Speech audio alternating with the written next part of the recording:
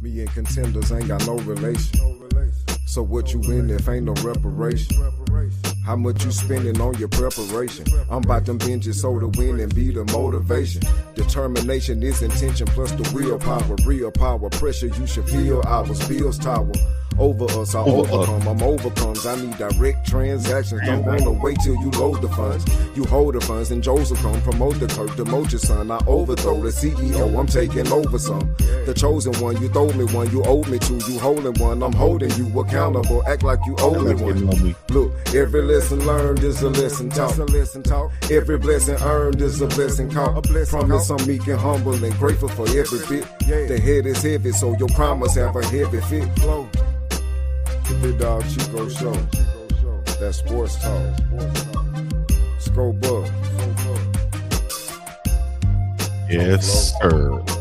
Let's get ready for the ultimate sports experience, where the action is always intense, the analysis always sharp, and the passion for the game runs deep.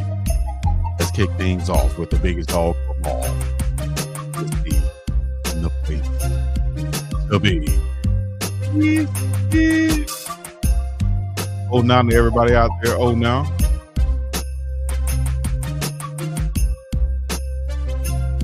Taking in this thing live and not really. Y'all know what it is. Get in the like comment section. Y'all know what it is, man. BIWGDOW, Chico to the C, and a place to be, coming to you live and direct, back like vertebrae once again. Haven't done this in a while, but we're going to bring it to you like we've always done before in the past. Shout out to Philip Duke. Shout out to Uncle Neely, my partners in crime, doing our thing. Hopefully you guys are checking out the morning run, Mondays, Wednesdays, and Fridays in the morning. If you're on the West Coast, if you're on the East Coast or Central Time, it'll be like noon or late morning time for you guys. And also check us out, Unc and Chico live Sunday nights and Thursday nights, myself and Uncle Neely. Then you can find myself producing on You Tell Me, that's Uncle Neely and Philip Dukes, The Scoop. So get in the chat. Let me know where you checking in from, how you checking in. Y'all know how we do it. Put an 09 in the chat if you up in here, you listening with me. This is Big Dog Chico coming to you live and direct. Big Dog Chico Sports Talk, should I say, coming to you live and direct. And what we will be discussing today, of course, everybody knows the news that Colorado's defensive line coach is out after a year on Colorado's staff. That is Damian Lewis. He's on the move, where he'll be headed back home to the University of Miami, where he starred and was a first-round pick at, the home of himself and Coach Warren Sapp. Now, Sapp is still on staff, thank goodness, but Coach D. Lou is headed back home to Miami. I don't blame him for that. Nobody blames him for that. We understand the situation, but we also understand the situation that Prime knows what's going to happen before all of us knows that it's happening. And the next move, I'm sure, will be the best move. Now, let's break down what D. Lou brought to Colorado, and then we'll look at what the possibility of the next move could be. Now, I would say this from the eye test, seeing it from afar and up close and personal. As y'all saw, I posted footage of, the D-line practicing and warming up before the game. From my perspective, D. Lou, Coach Dancy, and Coach Warren Sapp out there coaching the defensive linemen, defensive tackles, defensive ends, and edge rushers during the season. I think they did an excellent job with Coach Dancy coming from being the head coach at Mississippi Valley State. Coach Sapp, of course, basically stopping from fishing to come and coach, which we saw him do a couple of little coaching clinics and stuff and stints with NFL teams like the Commanders and such. But he said that the college game really just, the players really just, in their hunger for knowledge, really took him on and brought him into coaching like this. And then you get to pair with a former Miami Hurricane, former defensive tackle in the league, and a guy with coaching experience, that is Damian Lewis, who coached the Seattle Seahawks defensive line right before he came to Colorado. And now he's headed back home, where we think everybody wants to go back home. You see Dancy going back to Mississippi. You see Coach Lou getting a chance to go back to Miami. I think everybody wants an opportunity to coach back in their home area or at a place that they played at, unless they do you dirty in some type of way. Now, D. Lewis He brought an attitude to this defense. He brought a legitimate coach to where these players can look at it and say, okay, he did it. He can teach me how to do it. Not just telling me run off the ball hard, but he can actually show me some techniques in the trenches to improve my ball game. And I think we saw the defensive line who led the Big 12 in sacks this season, how much improved they were with Coach D-Lou, Coach Sapp, and Coach Dancy. We know what he brought. We know that the players that was coming in saw him and said he used to coach Seattle, he used to play, and he did it. He knows how to do it. He could teach me how to do it. Now, moving forward, with him leaving out, and I'm sure I would say this, I think Coach Sapp wants to stay exactly where he is. I think if you watch Wednesdays with Warren, he kind of echoed that. He wants to stay in the position and the capacity that he is right now, currently, and that is senior defensive analyst on that squad where he can help out in multiple different ways. Coach Prime looked to bring on a defensive line coach. I can say this, former player. I'm sure he's looking to bring in a guy who has some type of relationship rapport with his current coaches like Coach Livingston, past coaches that he has a relationship with like Coach Zimmer, also connections with Coach Shermer or whoever else.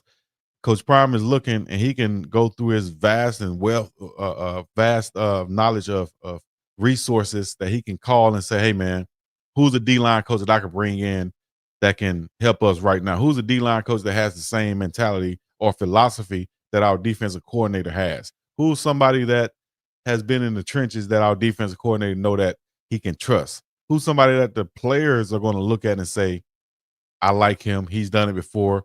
I can follow and listen to what he's saying. Who's someone who's going to help out with even more recruiting and not just in the areas that we're already deep in recruiting at, i.e. Florida, South, and, anywhere in the South or whatever. I think Colorado is good there. In Louisiana, Georgia, Alabama, Florida, even Texas. I think we're good there. So if we could bring on somebody who has maybe some West Coast ties, maybe some far West Coast ties, maybe some, you know what I mean? Some, like I said, some NFL background, then a little bit of a cultural difference or something. I think is going to only add to what Coach Prime has already built and continue to build in Colorado. This is going to be a monumental move, I think. I think it's going to go to what a lot of people has been suggesting in different chat forums and things of that nature, saying, hey, man, I think we need more of this. I think we need more of that. I think Coach Prime need to recruit this. Well, I think this next move is going to answer all those questions. We're going to fill and check all of those boxes on that defensive line, and we're not going to do anything but continue to elevate and go up. That's the Colorado Buffaloes and Coach Prime and his staff. Y'all let me know what y'all think in the chat right now. Get in the chat. Let me know where y'all checking in from so I can give some shout outs and such of that nature. But the next defensive line coach for the Buffs, get excited about it. I'm super excited about it. I can't wait till the announcement is made. I need to go ahead and make my graphics for it. But I think just a few little things are being worked out. But I think he wants to come. Coach Prime wants him there. Of course, you got to get the contract and everything worked out. But when that happens, when the news breaks, it's going to be a big time hire. Alabama in the building. Oh, no. Congrats to D-Lou on achievement back home to Miami. Yes, indeed. Washington, D.C. in the building. Oh, now to Sabrina Walters in the chat. Hey, it's great news, man. And the defensive line going to continue to improve. Now, the running backs with Coach Marshall Faulk. We talked about this on our shows, previous shows, the Morning Run, Uncle Chico. But Marshall coming to join Coach Prime in Colorado, I think is a huge move. Oh, now Valerie, my cousin Cleveland. Oh, now out of Arlington, Texas. Marshall Faulk as the running backs coach with Coach Prime in Colorado. Now, Coach Flea, the former running backs coach, former head coach at Hampton, if I'm not mistaken, also coached with Coach Prime in Jackson State, came along past the running backs coach for the last couple of seasons. He's out of there for whatever reasons, but you bring in a great like Marshall Faulk to coach the running backs. We've seen his analysis and everything on the pregame on NFL Network with Coach Prime. We know how knowledgeable he is about the game. Hell, he has to be. He's a college football Hall of Famer out of San Diego State and an NFL Hall of Famer and Super Bowl champion with the greatest show on turf, the Rams. Also, drafted and played with the Colts. But Marshall Faulk in the backfield, Marshall Faulk as your coach, Marshall Faulk recruiting you as a running back. If I'm a top tier running back, dog, I have my eyes set on a big program. I want to go to Alabama, I want to go to a Georgia or something like that, where I'm going to the logo, I'm going to the decal, I'm going to the mystique of the school.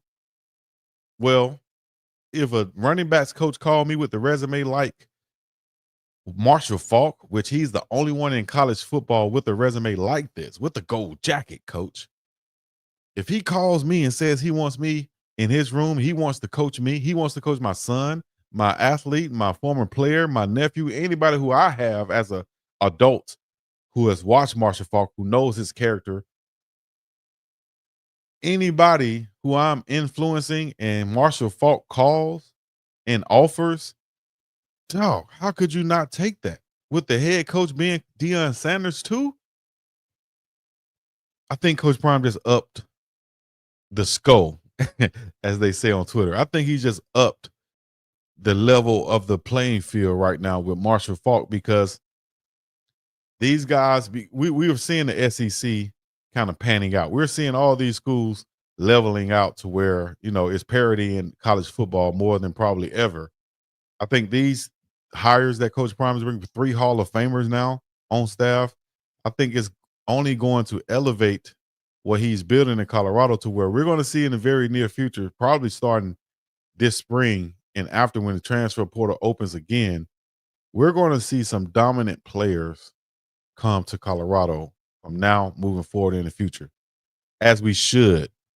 We should see dominant players come to Colorado and want to play for Coach Prime in the Hall of Famers, because we know the path to the NFL is about not just production, not just what you do on the field, but about relationships. Please understand that.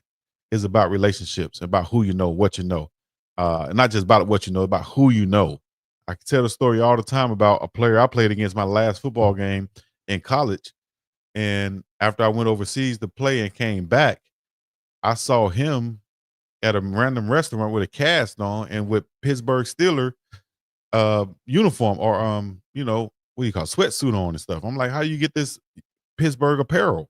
He said, man, I just came from camp. Came from camp? How do you get to camp? I said, man, I knew, my agent knew him. My agent knew that person. My agent knew the general manager, and they gave me a chance. That's how it happens. So that's what I'm saying right here is about who you know, what you know, how you know, that it gets you in the league from Colorado, because Coach Prime knows people from his 14 years playing, his 14 plus years in commentary with the NFL Network. Same thing with Marshall. You think they don't know somebody that knows somebody that knows somebody that knows somebody? Yes, they do. Air Teeth now, just here to leave a thumbs up for Big Dog. Awesome morning run. Gotta go, salutes. I appreciate you just jumping in and hitting that like button for your boy, for the algorithm. Hit the like for the algorithm for your boy. I appreciate you guys joining in. As you know, you can get the best in-depth insights and takes and analysis on the morning run. Myself, Uncle Neely, and Deuce the Scoop once again. But I just think that, man, if any recruit, defensive line, cornerback, running back should be on lock right now. Then you bring Andrew Garrard in on the offensive line, 10-year NFL vet, all-pro, Pro Bowler, Dallas Cowboy, played the center position. And I think just for shout out to Coach Phil Lode, who was a great offensive line coach who played left tackle. I think this is just my theory and my philosophy. I think that a center, or a guy, a former player who was a center, would be better equipped to be a coach than a player who played outside at left tackle. Why do you say that, Chico? Because, in my opinion, I think just like the quarterback is the leader of the offense, linebacker is the leader of the defense, center is the leader, is that secondary leader of the offense behind the quarterback. He's the leader of that offensive line. He's the one calling out the protections and things of that nature, right? He is the leader of the offensive line. He should know what every guy on the offensive line does. A tackle, for instance, really don't know. I wouldn't say they really might not have knowledge of interior offensive line, as they're out there on the island by themselves most of the time.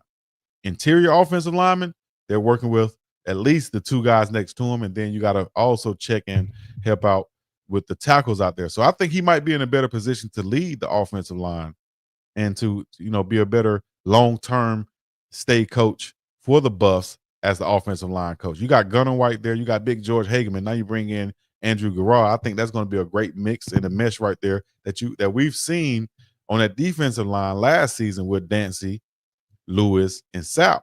I think will be the same type of combination, chemistry, camaraderie, and production on that offensive line with Hageman, Gunnar White, and Andrew Garrard. Hopefully their personalities mesh well. Hopefully they're forging that right now, that bond right now. Hopefully they'll get to a situation where they have this offensive line in tip-top shape, and bring in the type of recruits that can be the offensive line of old from Colorado. Because back in the 90s, when Garrard played and all these other guys played on that offensive line and defensive line, tight end position, shout out to Faurier and Daniel Graham and such like that. All these guys were dogs, man. We get back to that.